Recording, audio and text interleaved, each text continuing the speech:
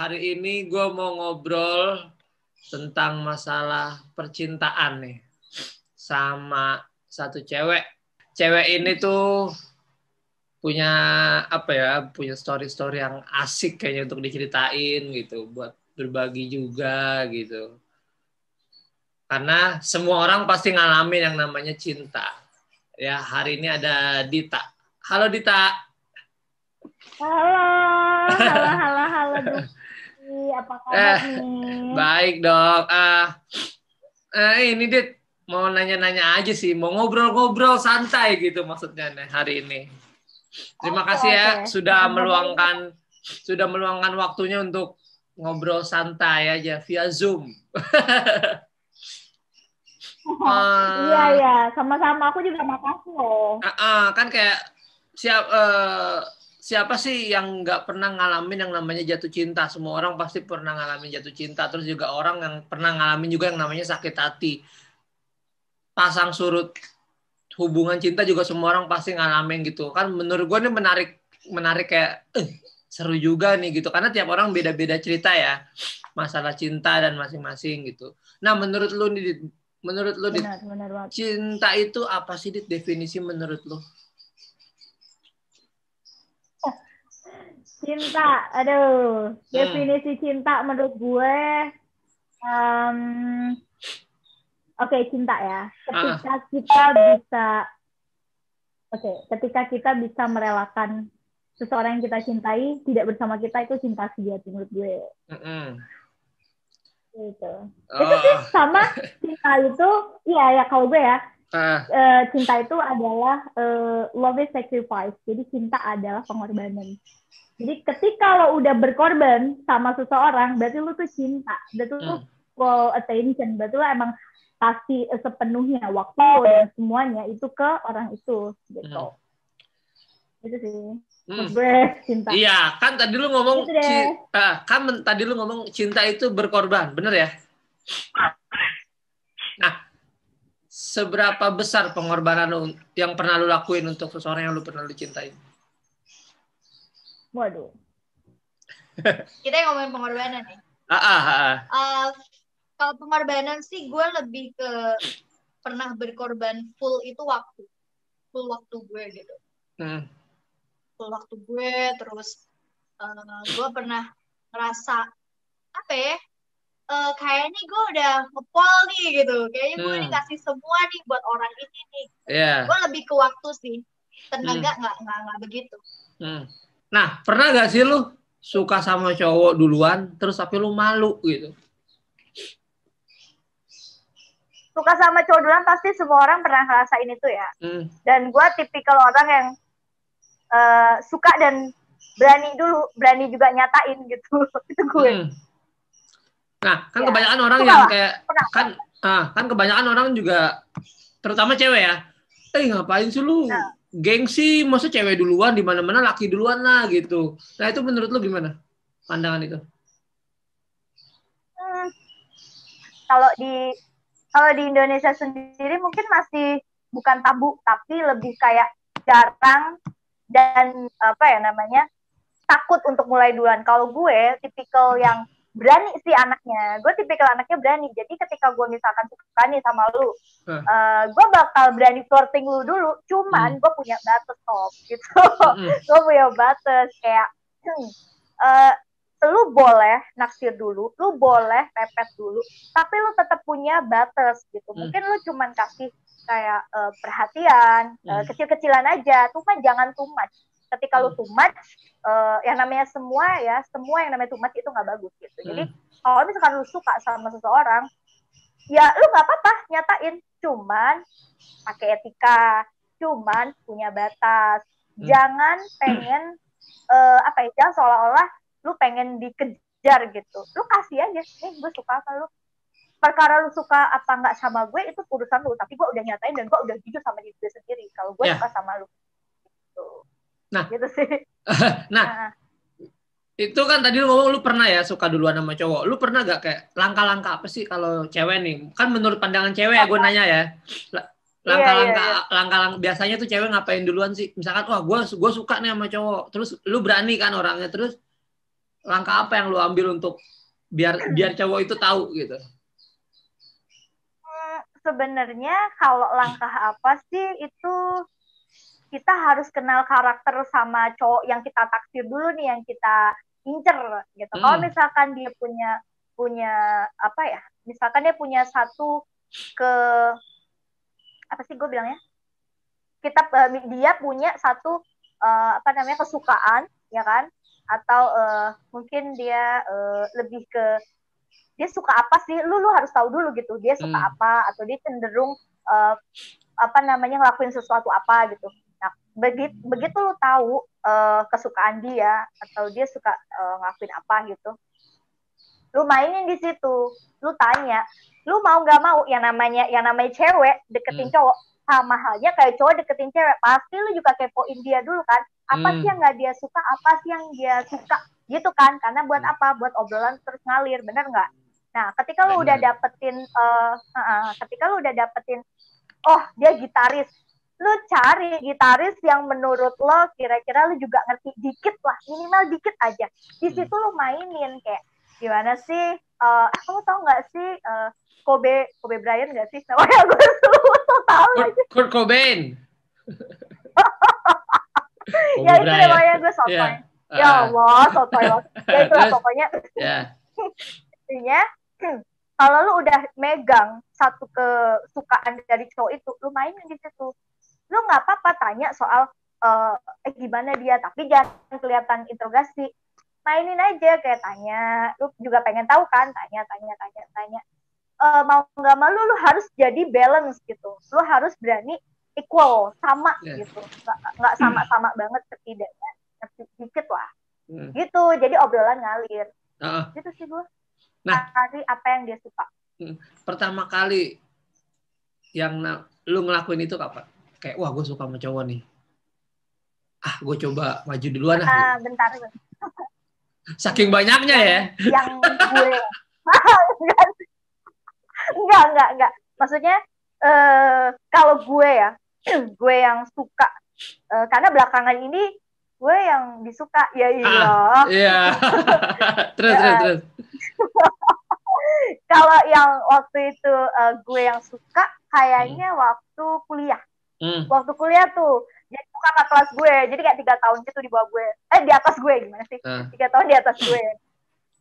Dia itu pecinta Barcelona. Kan?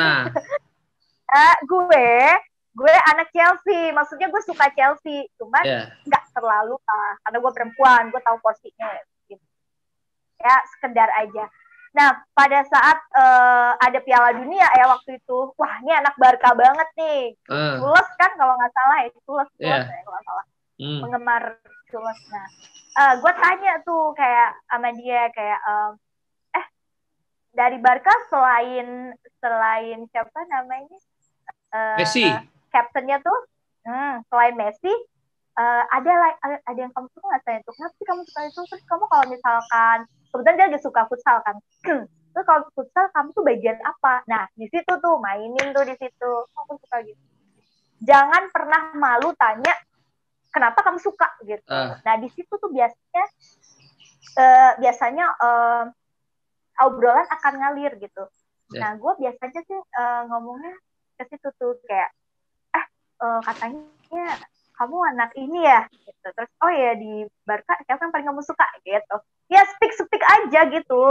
Cuman jangan terlalu kelihatan banget. Terus yang namanya menjalin hubungan cinta kan pasti ada yang namanya pasang surut ya. Kadang kita happy banget, kayak semua tuh milik berdua gitu. Tapi ada saatnya kita dibawa kayak, anjing ini titik terberat gue kayaknya dalam hidup nih gitu.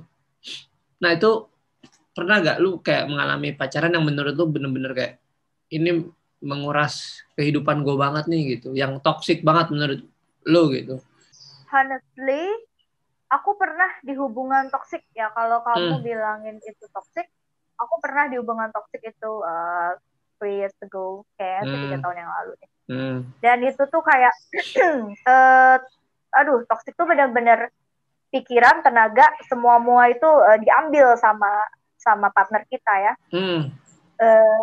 Jadi dulu zaman gue berada di hubungan toksik, gue itu nggak boleh main sama temen gue, yang notabene temen gue tuh perempuan, dan itu gue gitu. Katanya sih khawatir gitu, nanti ada cowok lain, lebih ke posesif. Nah, posesif itu untuk bener-bener yang namanya sifat posesif itu bener-bener harus hati-hati lah kita kalau ketemu orang yang posesif gitu, karena dia akan tidak membebaskan kita berekspresi, tidak membebaskan diri kita sendiri untuk berkembang, intinya gitu. Terus memberi sekat kepada teman-teman yang lebih mengenal kita dibanding dia gitu. Jadi sakit banget sih waktu itu. Toksik itu bener-bener yang kayak waktu itu tuh kebetulan aku di Jakarta Barat, dia di Jakarta Timur. Aku sakit kan, aku butuh dong, kayak aku kan merantau ya. Aku butuh kayak pacar gue dong datang ke kos, habis itu jemput gue, habis itu kita bisa ke rumah sakit bareng gitu kan. Enggak dong, dia karena waktu itu dia ada syuting, dia bilang, aku nggak mau telat nih, nanti aku ada tag jam segini, kalau lu mau gue temenin lu yang kesini. Dan itu gue lagi sakit, dan itu toksik dong, gue sakit tapi gue harus ke Jakarta Timur. Lu bayangin Jakarta Barat, Jakarta Timur gimana? Dan gue keadaan sakit. Nah, dan itu gue mau, gobloknya gue di situ, gue mau aja gitu. Di situ sih kayak ngerasa masih nggak apa-apa. Lama-lama kok semakin banyak larangan, semakin memang posesif itu 24 jam bakal terus ditemenin. On the call, texting gitu, maksudnya selalu chat gitu. Tapi percayalah 24 jam lu itu bakalan capek kalau sama orang yang modelnya egois gitu. Ya udah egois, posesif, ya itu deh. Nah, jadi mantan gue yang dulu itu sangat toksik buat gue. Menurut gue gini sih, kalau kita dalam hubungan toksik, kalau kita udah bener-bener ngerasa itu sakit, kita udah bener-bener ngerasa kenapa gue kayak diatur dia banget ya, kenapa gue nggak bisa jadi gue sendiri, berarti lu kan udah ada tuh dia hubungan toksik, lu cepet-cepet pergi. Cara perginya ya lu cari teman deket lu blok semuanya. Kalau lu bisa ngomongin baik-baik dulu, abis itu lu blok semuanya, harus berani sih ambil keputusan itu biar lu nggak sakit. Gitu sih menurut gue. Jadi waktu itu gue juga cukup lama sih mempertimbangkan untuk lepas enggak sama hubungan gitu, karena udah terlanjur sayang. Kayak gitu sih. Nah, sakit banget, capek. Yang dia larang apa aja sih gitu kan? Apakah kan tadi lu ngomong nggak boleh main sama cewek. Nah, kalau lu nggak boleh main sama cewek, lu main sama siapa? Kasarnya gitu kan. Nah, itu apa aja sih selain itu larangan-larangan dia? Ya itu, misalkan gue main sama cewek, nongkrong sama cewek, even itu cewek temen gue, nggak boleh, pokoknya nggak bisa. Lu kalau mau main sama gue, kalau misalkan lu mau sama temen lu, gue harus ikut, gue harus tahu siapa dia. Emang jatuhnya khawatir, bla bla bla, tapi rada nggak make sense aja buat gue, karena kan ini cewek lebih kenal gue daripada lu. Lu kapan? Dia 4 tahun bareng gue kuliah. Lu kapan? Gitu. Kadang agak nggak make sense aja sih alasan yang dia buat larang-larang gitu. Dia sih lebih ke situ. Pernah nggak sampai tukeran password Instagram gitu atau gimana? Itu zaman alay menurut gue. Tapi pernah? Itu zaman alay. Pernah. Tapi habis itu gue asli itu zaman alay, zaman SMA gitu. Karena kuliah gue juga nggak mau. Di zaman SMA pernah. Iya. Kata gue itu zaman alay. Gue bilang itu zaman alay. Zaman alay versi lu ya. Selain itu, sealay apa lu dulu waktu lu bener-bener lagi cinta nih? Sealay apa? Itu kan tadi lu menurut lu alay itu tukeran password Instagram. Selain itu apa lagi alaynya? Foto dari atas. Alaynya adalah foto dari atas enggak deh. Enggak. Ini yang paling common sih menurut gue. Panggilan ayah bunda. Jijik banget kan, jijik banget. Nah, gue ngalamin masa ayah bunda gitu. Tapi lu bener ngelakuin? Iya. Ya Allah. Itu alay versi gue, manggil ayah bunda. Ayah bunda. Itu berapa tahun lu begitu? Enggak pakai tahun. Oh enggak. Bulan doang. Bulan doang. Apa sih? Bulan kali. Apa sih yang bikin lu panggil ayah bunda? Yang nyuruh lu atau laki lu dulu? Cowok lu gitu? Gue lupa. Tapi kayak ngikut aja gitu. Gue lupa gimana kejadiannya kita memutuskan. Yaudah yuk ayah bundaan gitu. Gue lupa asli. Geli banget lupa ya kalau dia ditanya. Ayah bunda. Nah, iya. Ya, yang hal-hal manis yang pernah lu alamin kan tadi lu pernah sakit hati, toksik di hubungan yang toksik. Nah, hal manis yang pernah lu alamin yang sampai sekarang tuh menurut lu tuh waduh. Terlalu manis untuk dilupakan gitu. Ya Allah. Ketika sebenarnya nggak begitu spesifik ya, tapi lebih ke ada mantan gue, ya Allah, banyak banget kayaknya mantannya ya. Ada salah satu mantan gue yang emang ngebikin gue bener-bener like a queen. Setiap nah itu manis banget lah, siapa sih yang gak mau. Jadi gini ya, maksudnya di sini manis adalah ketika laki-laki itu bisa menghargai kita sepenuhnya, itu manis menurut gue. Ketika dia bisa mengerti apa yang lagi kita rasa, apa yang lagi kita alamin, itu dia bisa menerima problem kita, itu manis buat gue. Ketika dia tidak menuntut banyak hal di hubungan, itu manis buat gue. Jadi manis itu tergantung mana laki-laki ngeliat kita gitu. Ya itu tadi salah satunya. Gue pernah di salah satu mantan gue, ya Allah, dia pernah bikin gue like a queen banget. Iya, like a queen banget. Dia lembut, dia itu tutur katanya sopan, udah gitu dia ngertiin perempuan banget. Dia enggak ngekang sana sini, dia membebaskan aku quality time dengan teman, dengan family.